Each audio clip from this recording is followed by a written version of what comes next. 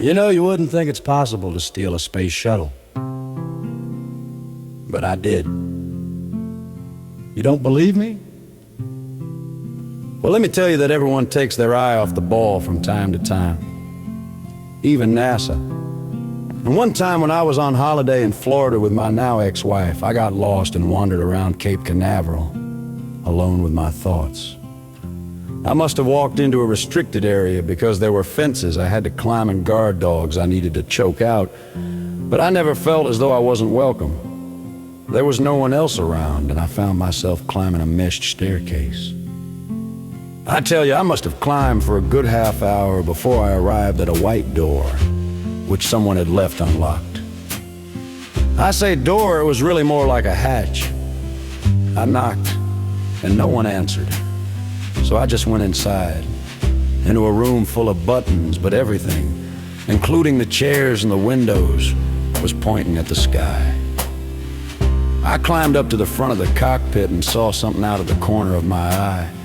Surely not, I thought.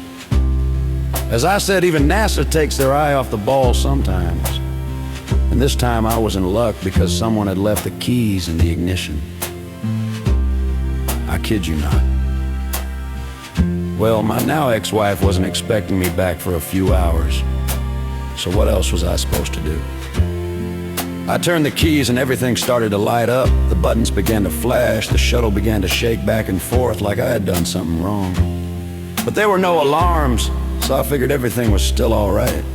And no one would have a problem with me doing this. Within a few seconds, I had cleared the tower. And a guy comes on the radio. Boy, was he angry.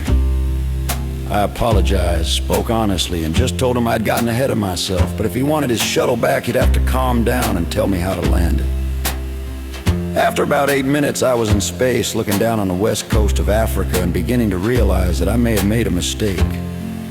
But then a kinder lady came on the radio and told me not to worry, that this sort of thing happens all the time.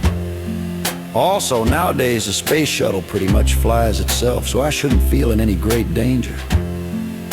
I thanked her and asked for further instructions. She sounded like a good woman, although I was pretty drunk at the time. They faxed me up a diagram of which buttons to push. The shuttle rolled around a bit as I crossed over Southeast Asia, but everything seemed fine. Without me having much time to take it all in, I was staring out the back of the moon and the Milky Way, wondering whether my now ex-wife had noticed I had gone missing.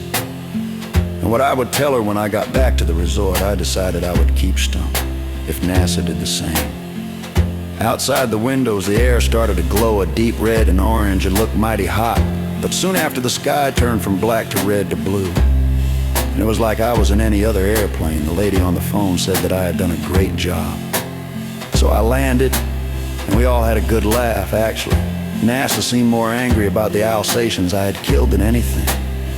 I walked out the hatch into a hangar, and I was still covered in mud and the dog blood from before. On the next day, we went to Universal Studios, but that wasn't as good because I had the trots. My wife never found out about my trip into space, to be honest. I was a little embarrassed.